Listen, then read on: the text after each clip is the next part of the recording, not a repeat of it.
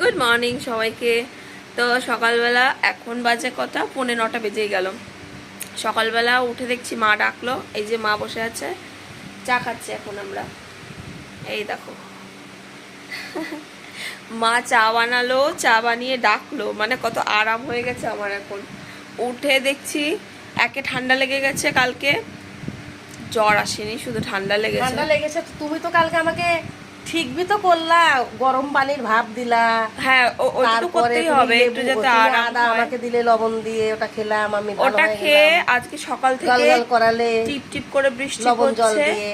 আর এত বাসন, আমাদের তো প্রচুর বাসন হয় যেহেতু দোকানের, সব বাসন মেজেছে, এদিকে বৃষ্টি হচ্ছে, এক গাদা জামা কাপড় ভিজিয়েছে, টুকটুক টুকটুক করে বুড়ি মানুষের মতো কাজ করেছে, আমি তো যা বুড়ি না, করেছে আমি তো বুড়ি না। করে তারপর ডাকছে, ডেকে বলছে না আমি বাসন মাজিনি, এই যে এগুলো করেছে।